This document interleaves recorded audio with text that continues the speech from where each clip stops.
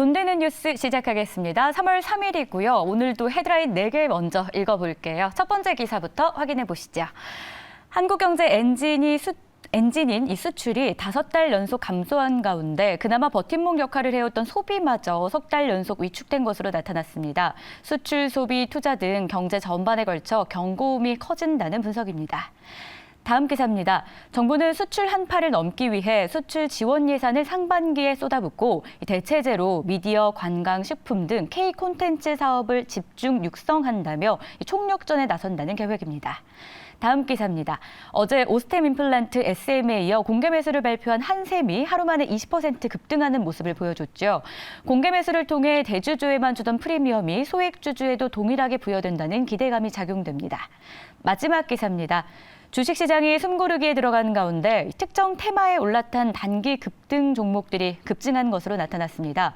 테마주 장세가 펼쳐지면서 지난달 주가 과열 종목 수는 지난 1월 상승장 때보다 되레 늘어난 것으로 나타났습니다. 네, 이렇게 해서 기사 4개 확인했는데요. 2개 꼽아보자. 오늘의 선택은 이겁니다. 수출 한파를 넘기 위해 수출 구원투수로 나서는 K 콘텐츠, 그리고 M&A의 트렌드로 자리 잡는 공개 매수 소식까지 전해드리겠습니다. 함께 하실 분은요, 손석우 경제평론가입니다. 어서 오세요. 네, 안녕하세요. 반갑습니다. 네. 첫 번째 기사부터 체크해 볼게요.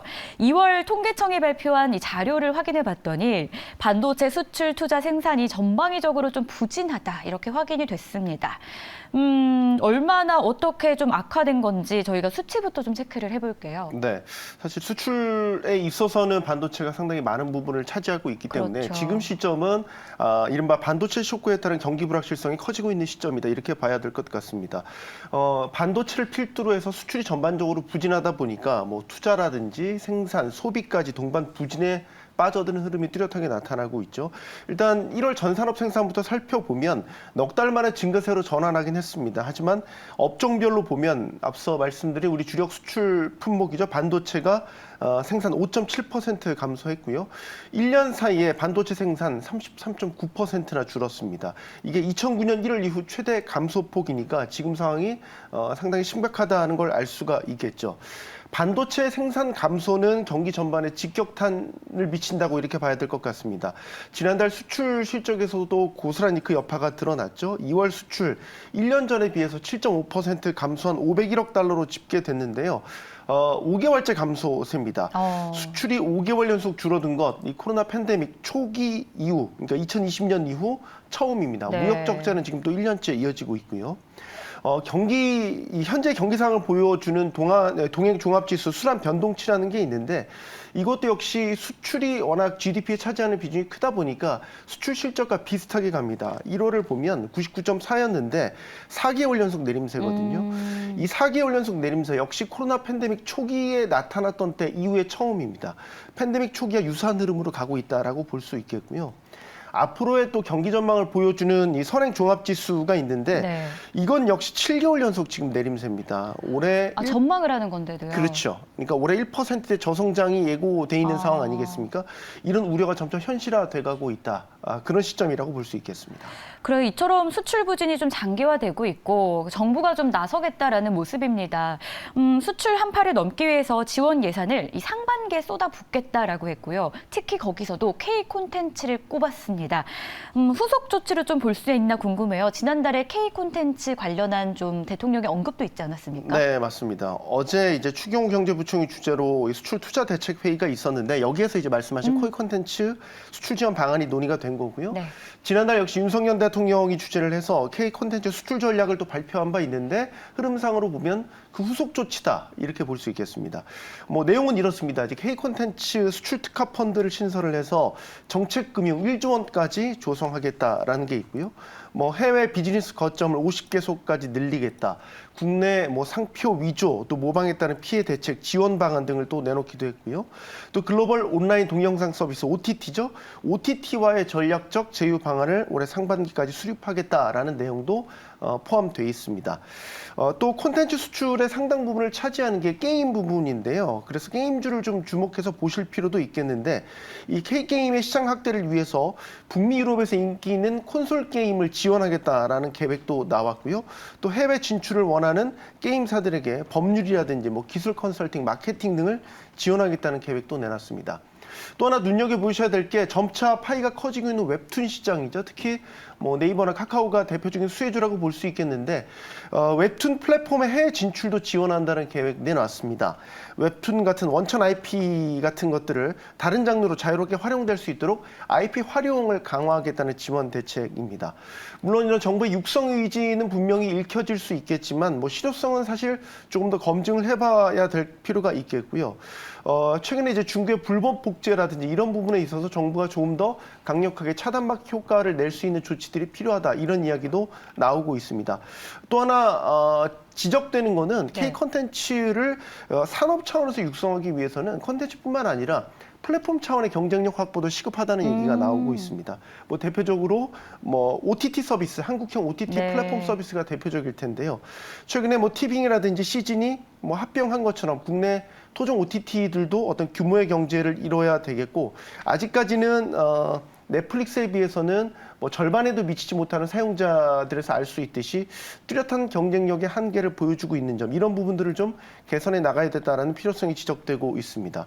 물론 정부가 국제적으로 위상이 높아지고 있는 K 콘텐츠에 대한 육성 의지를 갖고 있는 건 분명해 보입니다. 네.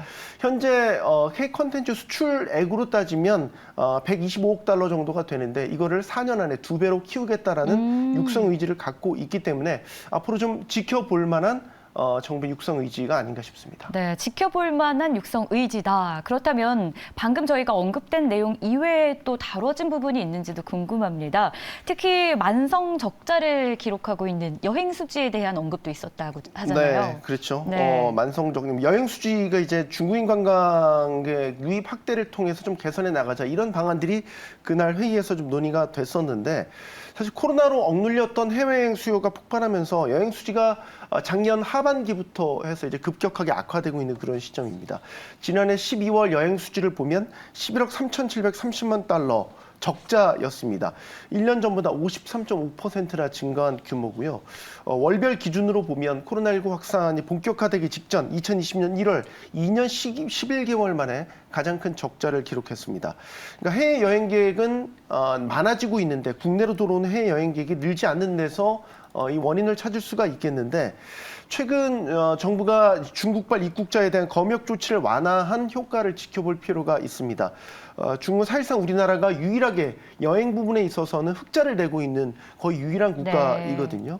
또 중국이 리오프닝에 따른 수혜도 좀 기대를 해봐야 되는데 만약 중국 리오프닝에 따라서 여행 수요가 2019년 수준 정도를 회복하게 된다면 대중 여행 수지 지금보다 8.7배 정도 개선된다 이런 분석도 있습니다.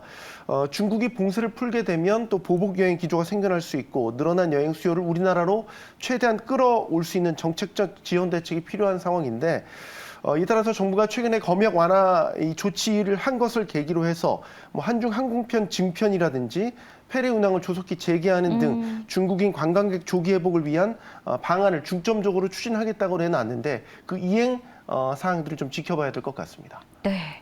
자, 이렇게 해서 저희가 첫 번째 뉴스 기사를 좀 다뤄봤고요. 이어서 두 번째 기사로 바로 넘어가 보겠습니다. 웃돈 얹어드려요 라면서 이딴 공개 매수에 웃음꽃을 활짝 피우고 있는 투자자들이 있습니다. 공개 매수가 최근 M&A 시장에서 주요한 트렌드가 되고 있다고 해요. 공개 매수는 그동안 그룹사들이 지주회사 요건을 충족하기 위해서 자회사 지분을 인수할 때 많이 사용한 방식이었는데 네. 지금은 이제 투자자를 보호하는 차원에서도 굉장히 말이 많이 나오고 있거든요. 어제는 한샘이 공개 매수 소식이 급등하기도 했는데 좀 관련 소식 먼저 전해주시죠. 네, 요즘에 공개 매수가 그야말로 화제죠. 네. 주식시장의 뭐 하나의 테마주로도 형성될 정도로 공개 매수가 상당히 주주들의 그 관심을 끌고 있는데 최근 나온 소식은 역시 한샘 소식이 아닌가 싶습니다. 네. 어제였죠. 그 최대 주주 IMM 프라이빗 에쿼티가 공개 매수 계획을 발표를 했죠. SPC를 설립을 해서 한샘 보통주 181만 8천여 주를 주당 5만 5천 원에 공개 매수하겠다. 주식 총수의 7.7%에 해당되는데 이 소식이 나오면서 어제 주가 급등했습니다. 오늘도 역시 상승세 흐름을 나타내고 있고 공개 매수 가격이 5만 5천 원인데 거의 근접한 수준까지 올랐죠. 일단은 이 한샘 주가 흐름을 보면 IMMP가 대주주가 되면서 주가가 반토막이 났었거든요. 이후에 대주당과 한샘 주식 1,000억 원어치를 더 확보하겠다라고 약속을 했었는데 그 방식을 유상 증자가 아닌 이 보신 것처럼 공개 매수 방식을 채택을 하면서 주주들에게 큰 호응을 얻고 있는 그런 상황이 되겠습니다. 어제장에서 최근 주식시장에서 이제 경영권 인수 목적으로 소액 주주들의 어떤 지분을 대거 사들이는 공개 매수가 활발해지면서 이 공개 매수에 나서는 상상사들의 주가도 고공행진을 하고 있는데요. 가장 핫한 종목이라고 하면 역시 SM이 아닌가 싶습니다. 공개 매수가보다 주가가 더 크게 올랐을 맞아요. 정도로 많은 관심을 받고 있죠. 그렇다면 과거와는 좀 달라진 횡보라는 거잖아요. 공개 매수의 의도 자체가 M&A의 목적으로 많이 공개 매수를 하고 있다라는 건데 얼마나 이 사례가 늘고 있는 건지 실제 수치상의 규모가 좀 궁금합니다. 네, SM도 있었고요, 한샘도 있겠지만 네. 오스템 임플란트도 여기 해당되겠죠. 올해 들어 이제 공개 매수가 진행된 게 이제 3건인데 앞으로 더 늘어나겠죠.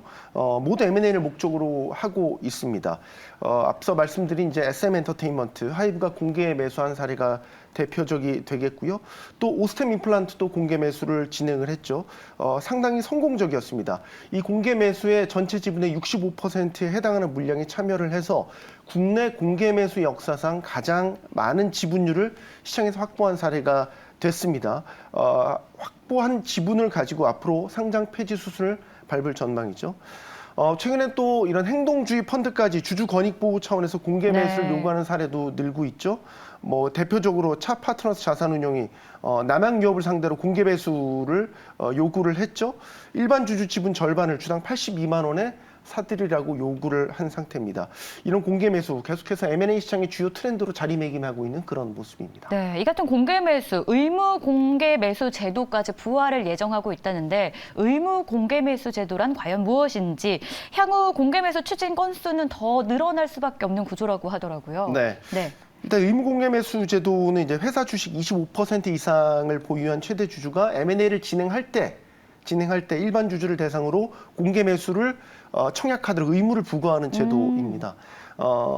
의무 공개 매수 제도, 이 IMF 외환위기 당시에 시행 1년 하다가 폐지가 됐었고요. 네. 이후에 이제 25년 만에 부활을 한 것인데 이른바 코리아 디스카운트를 좀 해소하기 위한 제도 개편의 일환이라고 볼 수 있겠습니다. 전통적인 인수합병 방식은 앞서 말씀드린 대로 이제 대주주랑 인수자 간의 주식 양수 계약을 체결을 해서 이 경영권 프리미엄을 얹어주는 방식인데 이런 경영권 프리미엄을 일반 주주들에게, 소액 주주들에게까지도 혜택을 돌아가게끔 하겠다라는 취지가 있는 것이고요. 최근에 시장에서 주목을 받는 것처럼 앞으로도 더욱 확대될 것으로 예상됩니다. 네, 이렇게 해서 오늘도 기사 살펴봤고요. 지금까지 손석우 경제평론가였습니다. 말씀 고맙습니다. 고맙습니다.